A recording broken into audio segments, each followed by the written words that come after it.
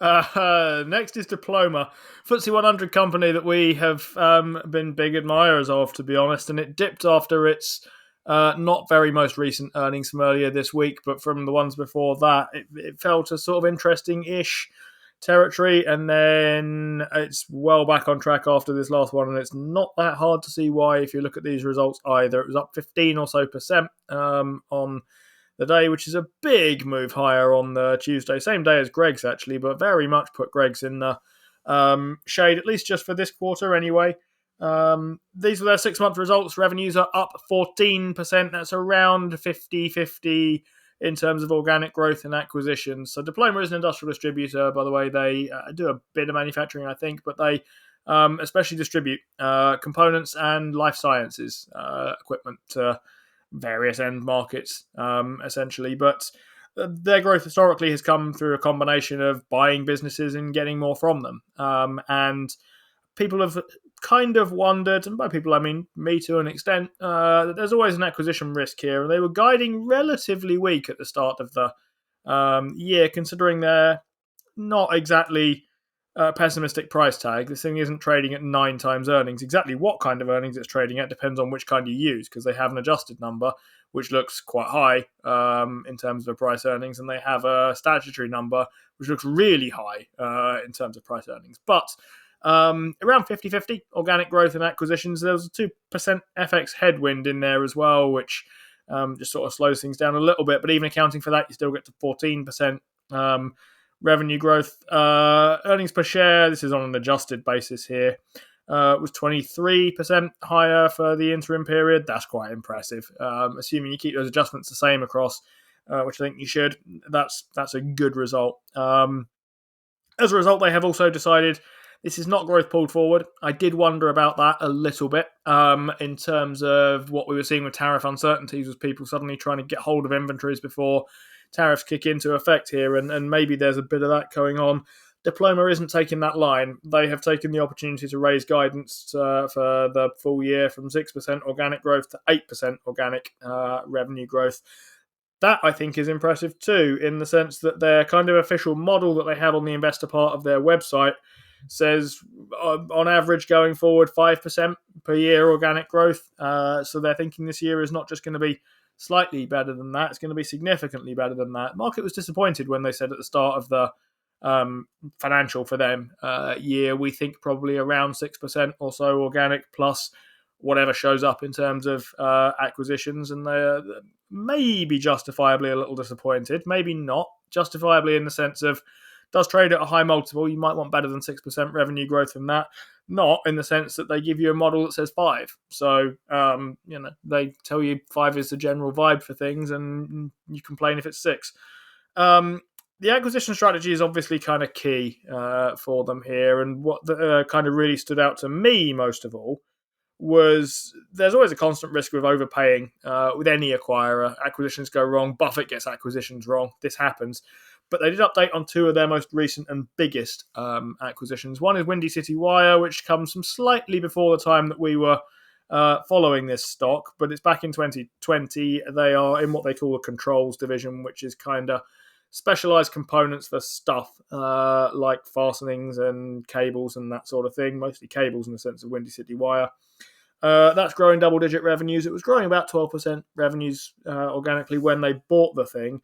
They paid 11.5 times EBIT for that, which is an unusually high multiple by their standards, but that's been working very well for them. And you might think if you keep getting north of 10% a year sales growth, you can live with 11.5 times pre-tax or pre-interest and tax profits. Their most recent acquisition, or their most recent big acquisition that was sort of really reported, was Peerless Fasteners. That's another controls thing. It is what it sounds like. It's an aerospace fastening division. They said that's returned about 20% in its first year.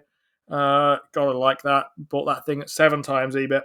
I was impressed on both of these cases. They're both relatively big things, but they are getting strong returns on them. And the kind of where companies like this tend to run aground is sooner or later they start investing at lower and lower rates one way or another. So returns on equity fall, returns on invested capital fall. Not really seeing much of a sign of that yet from Diploma. They are priced to do very well after this thing, so I'm not convinced that right now is the time to be looking at this stock. It may have been kind of 3 months ago. Back then, I thought it looked borderline, probably not. My sense is there will be a better opportunity than this, but it isn't looking like it's now, particularly, Steve. The stock is, or the company, sorry, we should say, is firing on all cylinders by the look of it.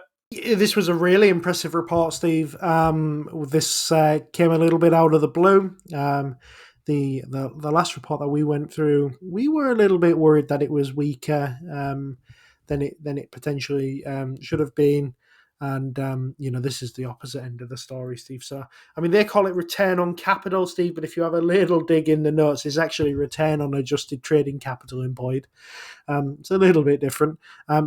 But it's 19.1%. So the last time they presented that figure, Steve, they adjusted it, looks like to be in the same way, and that was only 18%. So that's quite impressive. Shows you that their acquisition strategy, as you described, Steve, is working. Free cash flow conversion up as well, up 2 percentage points from 76% to 78%. Obviously, they've pushed the dividend up. Leverage has gone up a little bit, Steve, but it's not high at kind of 1.1 times.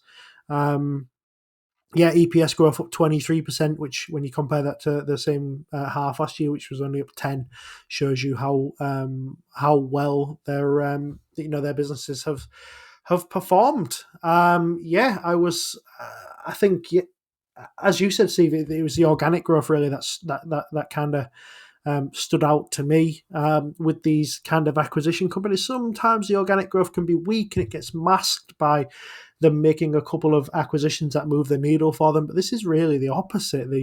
The organic growth was great. Some structural tailwinds have obviously been riding. As you said, Steve, double digit in Windy City Wire, I think it was. Peerless also doing really, really well.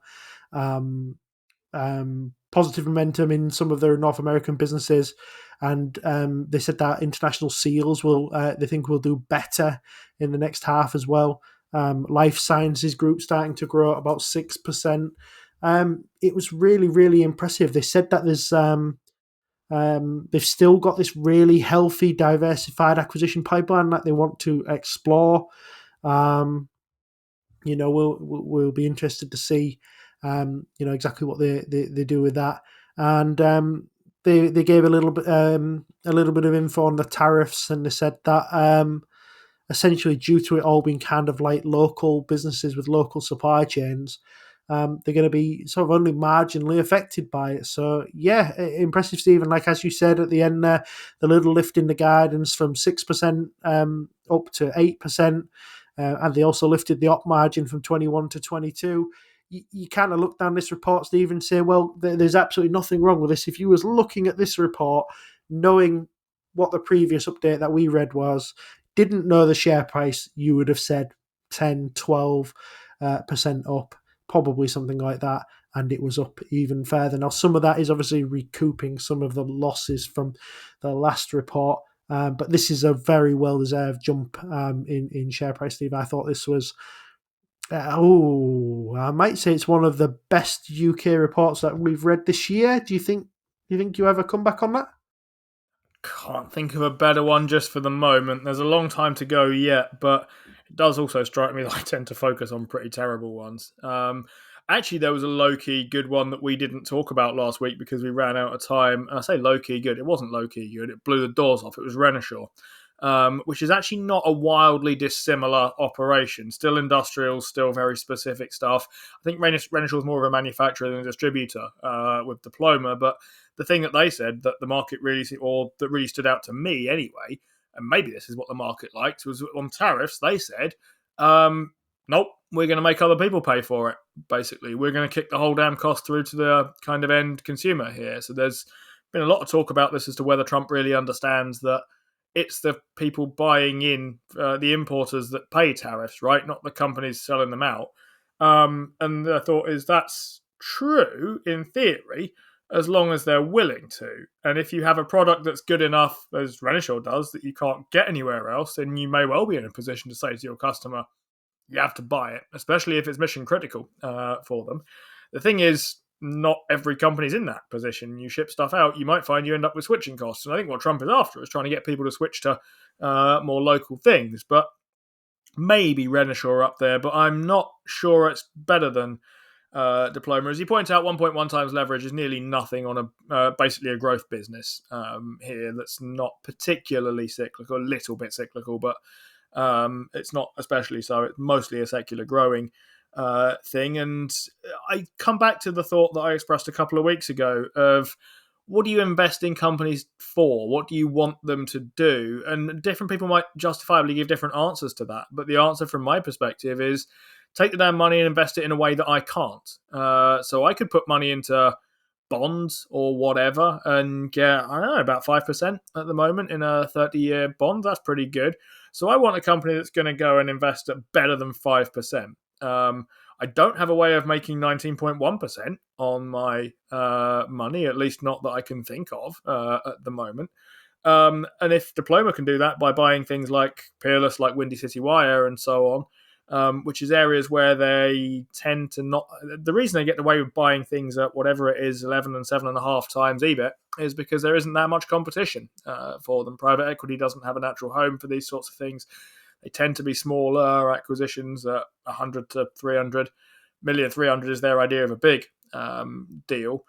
And these are the people who have opportunities to grow stuff in ways that I don't. If you think about something like Greg's, even, it's because I expect them to open a bunch more stores and use the manufacturing base to try and do these. I can't set up a whole bunch of bakeries and get returns like that. Haven't got their kind of scale. So that's why these numbers kind of really matter. And it's really impressive from Diploma, or at least that's why I think they matter anyway. And it's really impressive from Diploma the way they are currently maintaining very, very high, strong returns on ROATIC or whatever they call it. But yeah, impressive stuff, Steve. You've been watching a segment from the Playing FTSE show, brought to you in association with our favourite broker, Trading 212. For the full version of the show, check us out on Spotify, Apple, or wherever you get your podcasts. And if you open a new account with Trading 212 using the link in the description, there's a free fractional share in it for you. Just make sure that you use the code FTSE when you sign up. Terms and conditions apply, and do remember that when investing, your capital is at risk.